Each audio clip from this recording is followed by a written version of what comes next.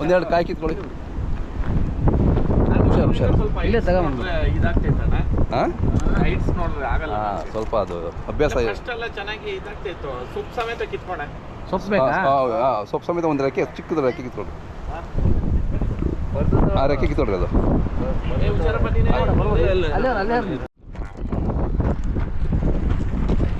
ಅಣ್ಣ ಈ ಹಣ್ಣು ಯಾವ್ದಂತ ಗೊತ್ತಾಯ್ತಾ?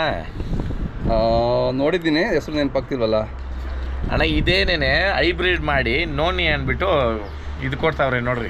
Okay okay.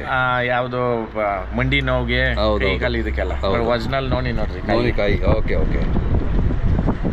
ಎಲ್ಲಾನು ನಾನು ಬೆಳಿಗ್ಗೆನಿಕ ಅದೇನೋ ನಿನ್ನೆಯಿಂದ ನಮ್ಗೆ ಆಲ್ಮೋಸ್ಟ್ ಆಲ್ ಸಸ್ಯ ಸಂರಕ್ಷಣೆದೇ ಬರ್ತೈತೆ. ಗಿಡಮೂಲಿಕೆಗಳದೆ ನೋಡ್ರಿ. ನಮ್ ಒರಿಜಿನಲ್ ಗಿಡ ಇದು ನೋಡ್ರಿ, ಯಾವುದೇ ಬೀಜ ಇಲ್ಲ, ಬಿತ್ತನೆ ಇಲ್ಲ, ಇದ್ಲಿ ಬೆಳೆದಿರೋದು. ಇದು ನೋಡ್ರಿ, ಇದ್ರಲ್ಲಿ ಅದು ಅಷ್ಟಪ್ಪ ಕಾಯಲ್ಲಿ ಇರೋ ವ್ಯಾಲ್ಯೂ, ಮೆಡಿಸಿನಲ್ ವ್ಯಾಲ್ಯೂ ಇದು ಇಷ್ಟಪ್ಪದಲ್ಲಿ ಸಿಗುತ್ತೆ. ಕಣ್ಣು ನೋಡ್ರಿ ಕ್ಲೀನಾಗಿ ನೀವು ಅಬ್ಸರ್ವ್ ಮಾಡ್ರಿ. ಇಲ್ಲಿ ನೋಡ್ರಿ ನೀಟಾಗಿ ಗೊತ್ತಾಗುತ್ತೆ ನೋಡಿ ಹಣ್ಣು. ಕರೆಕ್ಟ್. ಇದು ಒರಿಜಿನಲ್ಲು ನಮ್ಮ ಕಾಡುಗಳಲ್ಲಿ, ಬೆಟ್ಟಗಳಲ್ಲಿ, ಗುಡ್ಡಗಳಲ್ಲಿ ಬೆಳೆಯೋದು. ಇದ್ರನ್ನ ಕಸಿ ಮಾಡಿ ಇದರಿಂದ ಇವಾಗ ಇಷ್ಟಪಕಾಯಿ ಮಾಡೋರು. ಕರೆಕ್ಟ್ ಅಣ್ಣ. ಇವತ್ತು ನಾಟಿ ಅನ್ನೋದು ನೋಡ್ರಿ, ನಾಟಿ ಟಮಾಟ ಬೀಜ ಇರೋದು. ಇವತ್ತು ಅದನ್ನೇ ಕಸಿ ಮಾಡಿ ಟಮಾಟಕ್ಕೆ ಬೀಜ ಇಲ್ಲ. ಪ್ರತಿಯೊಂದು ದಯವಿಟ್ಟು ನಮ್ಮ ಹಳೆತನ ಬಿಟ್ಟೋದು ಯಾವ ಕಾರಣಕ್ಕೂ ಸರಿಯಲ್ಲ. ಅದು ನಾವು ಇವತ್ತು ಜವಾರಿ ದನ ಯಾವುದು ನಮ್ಮ ಹಳ್ಳಿ ಕಾರ್ ಇರ್ಬೋದು, ಈ ಕಡೆ ಜವಾರಿ ಅಂದ್ಬಿಟ್ಟೆ ಹೆಸರು ಕರೀತಾರೆ. ಇವು ಮಲೆನಾಡು ಗಿಡ್ಡ ಇರ್ಬೋದು, ನಾವು ಇವುಗಳನ್ನ ಸಂರಕ್ಷಣೆ ಮಾಡಬೇಕು.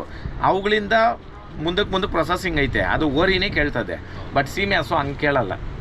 ಸೀಮೆ ಹಸುನು ಇರಲಿ, ನಾನು ಬೇಡ ಅಂತ ಹೇಳಲ್ಲ. ಯಾಕಂದ್ರೆ ಒಂದು ಸಂಸಾರ ನೀಗಿಸ್ತದೆ. ಇವತ್ತು ಕಮರ್ಷಿಯಲ್ ಹಾಗೆ ಬದುಕಬೇಕು, ಎಲ್ಲಾನು ನಾವು ಹಂಗೆ ನೋಡೋಕ್ಕಾಗಲ್ಲ.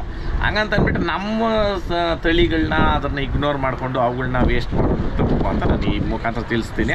ಇದು ನೋಡ್ರಿ, ಯಾವುದೇ ದುಡ್ಡು ಕೊಟ್ಟು ತಗೊಂಡಿರೋದಲ್ಲ, ಇಲ್ಲ ಇದನ್ನ ಯಾರೋ ನೀರು ಹಾಕಿ ಬೆಳೆಸಿರೋದಲ್ಲ, ಪ್ರಕೃತಿನಲ್ಲಿ ಬೆಳೆದಿರ್ತಕ್ಕಂಥ ಒಂದು ಅಮೂಲ್ಯವಾದ ಇವತ್ತು ಮಂಡಿಗಳಿಗೆ ನೀವು ಯೂಸ್ ಮಾಡ್ತಕ್ಕಂಥದ್ದು. ಇಂಥದ್ದು ಸಸಿ ನಮ್ಮ ಮನೆ ಹತ್ರ ಒಂದು ಉಣ್ಕೊಂಡ್ರೆ ನಿಮ್ಗೆ ಇಷ್ಟಪ್ಪ ಕಾಯಲ್ಲಿ ಬರೋ ಅದೇನು ನೀವು ಮಾಡ್ತೀರ ಮೆಡಿಷನ್ ನಿಮ್ಗೆ ಇಷ್ಟಪದ್ರಲ್ಲೇ ಸಿಗುತ್ತೆ.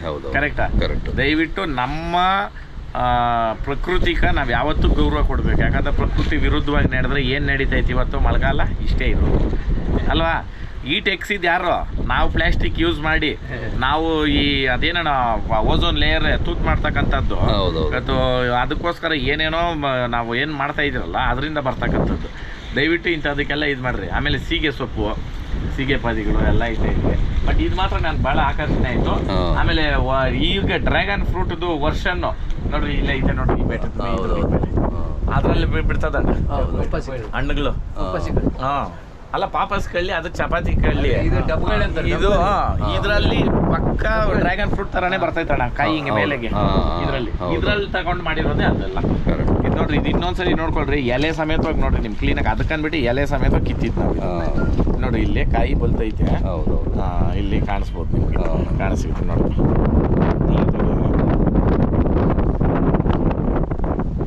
ಟೋನಿ ಅಂತ ಏನಕ್ಕ ಇಲ್ಲೇ ನಮ್ಮ ಒರಿಜಿನಲ್ ಇದು. ಯಾವುದೇ ಮೆಡಿಷನ್ ಇದು ಗೊಬ್ಬರ ಹಾಕಿ ದಯವಿಟ್ಟು ಸಸ್ಯ ಮೂಲಕ ಗೌರವ ಕೊಡ್ರಿ.